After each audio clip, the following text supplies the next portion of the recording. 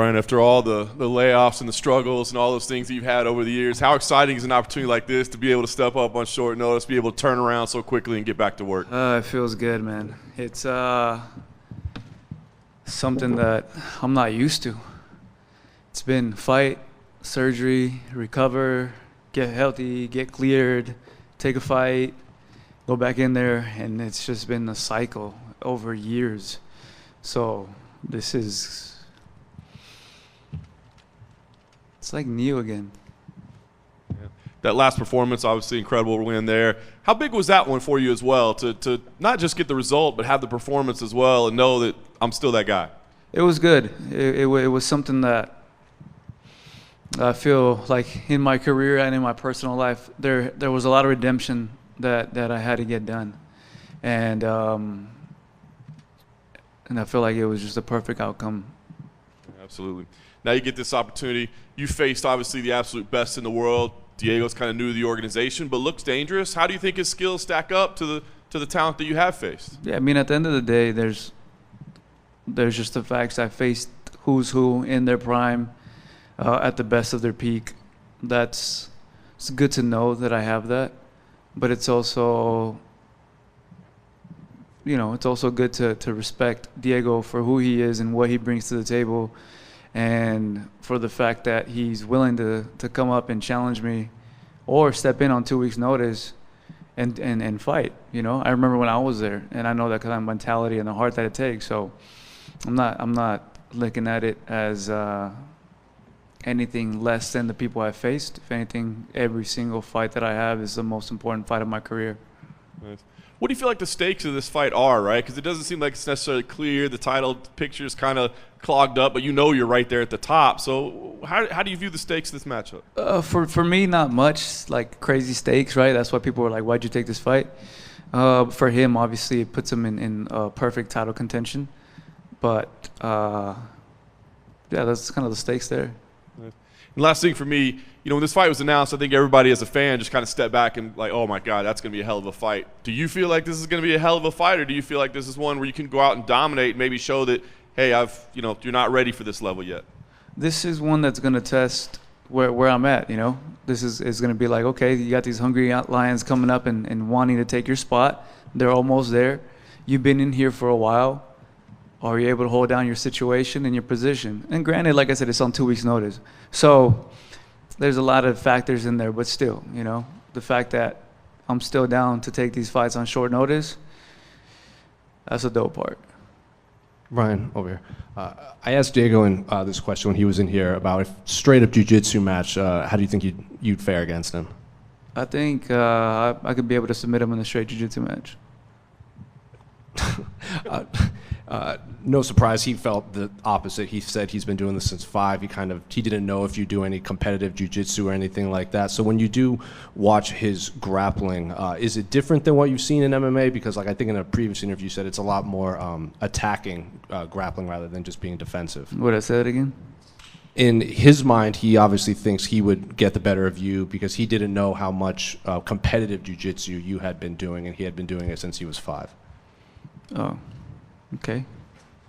In terms of his actual grappling, is it any different than what you've seen from any of your MMA opponents or anything in the UFC? Yeah, he's someone who's always attacking.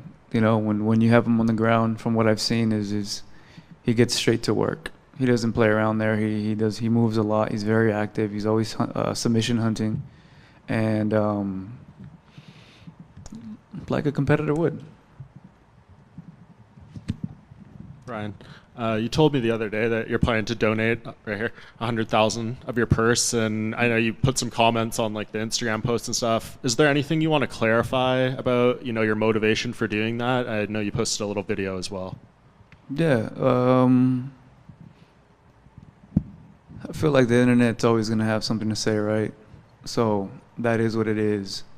A lot of people are saying, "Oh no, man, you fell for the biggest scam and this and that, whatever it is," and that couldn't be further from the case, man. My marbles are all still up here. I'm still fully, got no CTE, no nothing, relax. And if you experienced and you saw what I saw, you saw all these men, you saw the ability to change and help them, And me being in a situation where I can, that's what I'm going to do. You know, this has nothing to do with getting scammed. It has nothing to do with this. This is my heart, man. I got a big heart. You've seen it in all my fights. You've seen it with war, but you guys haven't seen it with humanity. You know, that's what this is. This is helping a lot of men who are lost in this world help find peace, joy, tranquility, and purpose. That's what this is about. And you told me as well that this fight kind of interrupted the plan to move up to lightweight. I don't know how much like you were bulking up or whatever, but now we're about 48 hours from weigh-ins. How are you feeling going into that, you know, having reverted back to featherweight? Like I did like back in the day. You know, back in the day I would just be big for no reason. Just ate a lot. And then now I'm big because I'm working out. So both have their thing. I just have to shrink down again to 45. This time in now 2 days. So it's going to be not so pleasant, but it's going to be done. Do you think it's the last time you'll have to make this weight? No, I'm going to have to make featherweight again. I just hope not on 2 weeks' notice. Brian, right here. I wanted to follow up on that faith thing for you, having that new sense of purpose and being able to be saved again. Why do you feel like now was the time to really open up on that? Because if you look at a lot of things now, like if you really open up your eyes, a lot of things are happening. A lot of bad things are being too normal now. You know, it used to be not so normal, not so common. And now everything is like bad is the new good. And I'm here to pop that bubble and say that's not true. I'm curious from your perspective, being in the spotlight for so long, everyone always talks about that pressure and understanding that journey of what you've just gone through, going into faith and being saved again.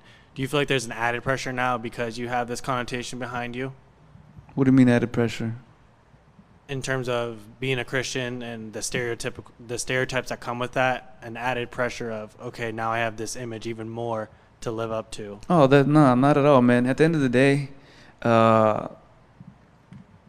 something I want to leave behind is to be tough and to be good. All right? That's it. I want to be tough and I want to be good, and that's something I can leave behind. A good leader, and I inspire to become one day in, day in and day out. I inspire to become a better leader. I have 2 boys back at home that are looking up to me, and it is my responsibility to step it up. And I have to fight myself every single day to better myself. And that's what I'm going to do. Appreciate it. Thank you. Hey, Brian, right here. Brian, last time you fought at the T-Mobile, you had probably one of the better walkouts of several years with the Purge walkout. I haven't heard you talk much about it. Can you just talk about that concept and the way it came together on the broadcast? Because a lot of fans really loved it. Oh, man. That walkout was... You want the story behind the walkout? Absolutely, all of it. Brian BC. So at that time, I was living in an apartment. I had left the house and everything when I separated. And there's this neighbor upstairs who just, every hour, it was like 2 in the morning, 3 in the morning, 4 in the morning. I'm like, dude, you guys go to sleep? Like, what's going on? Like, come on now. Like, I got a fight I got to train for. I got a world title. Like, what are you guys doing? And then something, I was watching, I forgot what, I think it was like some reels or something, and the Purge song came on, right? And I started fantasizing, not the best thing, but like if the Purge was real, like the first thing I'm doing is I'm going upstairs. Like, cause I'm not a snitch, right? And I'm not a complainer, but dude, I even hit up the landlord. I was like, yo, like, can you tell him to be quiet, please? Like, I know they snitched on me before because I've been playing with my kids a little too rough. Like, I was running around one time and I was like, I'm gonna kill you. And then they're like, the kids were screaming, they're about to call the cops because they thought I was gonna kill my kids. Oh. Yeah, to me, it wasn't that crazy, right? That's how we play around. But I never said nothing. And finally I said, hey man, like, you know, these guys or whoever's up there, I don't want to be rude, but come on now. Like, it feels like they're dragging something across the floor all night. Like, if you need help, let me know. And after I complained, I swear it kept happening. Even like they doubled down on it. So that was just in my head, like, dude, like, if the purge was real, I'd go upstairs and just handle business. And I don't know why, I would stay up all night, and I'm like, dude, the purge, that song, I found a remix to it, and I was like, if I had the mask, what mask would I wear? Like, if I was to commit these crimes, you know, like, how would I approach their house? And that was the concept. Just be all hoodied up with a lighted mask. And then I was like, dude, what if I walked out to this? Wouldn't that be dope? There's no logos on this. The mask costs $5. Cheapest walkout ever.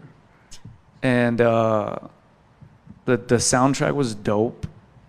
And I'd mess with all of you guys in the crowd. You know, like, imagine they shut everything down. Or at least the song I originally had was a little more scary. It felt like a little more real. So I was hoping to, like, make everyone in the crowd kind of get scared a bit. Like, yeah, hold up. Like, what's going on? Did they really allow it? Or what's going on? Why is the UFC doing this? But the UFC wouldn't go along with my plan. They had to make it to where it's like, hey, like, it has to be known it's a walkout. Can't have people panicking. Said, I got you. And that was the theme and the idea behind that. And I called my managers and everyone and told them my idea, and they're like, okay, let's go for it. And then now it's in one of the best walkouts ever when it's being a conversational topic. So it worked out. Did the coaches all know that story, like, ahead of time, or did Yeah, you just tell them, hey, we're doing the purge? No, yeah, I told them I want to kill my neighbors at that time.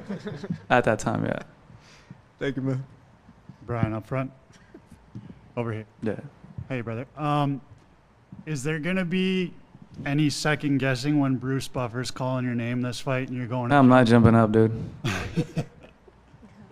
There'll be I'm not jumping up. I'm taping my ankles just because. And I'm going to make sure I don't twist my ankles, because that one was scary. And then if I can maybe get one more story out of you, there was you were on a podcast back in the day and you were talking with Brendan Schaub about this, but I feel like you didn't get enough opportunity to speak about it. Was there almost a fight between Shia LaBeouf and you and Brendan? No comment. And no, there was no fight between us. We were on set.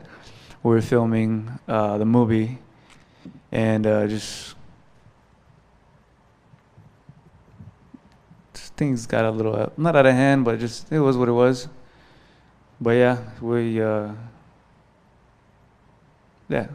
Shia ended up on the table. Someone slammed him on the table, and he hit one of the actors in the face with a prop gun, and it was a little scuffle, but it was nothing crazy, nothing big. And then is the BMF title out there? Is that something you might have your eyes on one day? I don't know. That's something that I haven't even paid no thought to. I think it was more like a higher weight class thing, but then they moved to 55, and then Max did what he did with Gaethje, and it was just wow. It was BMF. They can't take that from him. That's a scary dude, especially in the end, the way he did things. I'm sure all of you guys can agree to that. And right now I feel like I'm in my own lane, and I'm gonna see where this career takes me. You returned last time out and pulled off a great finish against Yair. You spoke about your faith and everything like that. Do you approach these fights a little bit differently in terms of your mindset now? Absolutely. Before I would fight for my own selfish reason, personal greed. I had my own agenda, my own plans. One day I achieved all of it. I didn't like it. I got everything I wanted, I didn't like it. So now I'm doing things different. And can you talk a little bit about perhaps your preparation, obviously it's short notice, but you know, where are you at mentally going into this fight on short notice? I'm as good as it's gonna get for a 2-week notice fight. You know, there's everything moving too fast. It feels like just a week ago I was in an airplane, and now I'm right here talking to you. So it's way too much to try to figure out and understand. I'm not going to. I'm just gonna I'm just gonna go on autopilot and cut the weight and fight. That's it. After the fight is kind of when I'm gonna let things sink in, and that's kind of when I'm gonna wanna just be alone for a bit and just let everything just process, I guess. And how do you see the fight playing out with Diego on Saturday? I feel like it's gonna be a great fight. You know, he's a young, hungry lion. I've been here already for a bit at the the top 3, so it's gonna be who, like when you watch National Geographic and you see the the lion, the young lion, that's the older lion. That's the fight we're gonna get. Thank you. Yeah, Brian, I know a lot of people are saying to see Conor McGregor, but I think it can be argued that this card now is maybe better from a talent standpoint, a competitive standpoint. Do you feel that? Do you feel any pressure maybe to live up to what people expected from this card? No, I'm not trying to live up to anyone's expectations. I did that for a big for almost my whole life. Like I was talking to her right now. This is something that I'm doing right now without thought. And then when it's said and done, then I can kind of kick back a little bit and watch everything, and then just let everything sink in. And then how did the situation with the neighbors ever get resolved? Did it just stop? I bought a house. Thank you. Thank you, guys.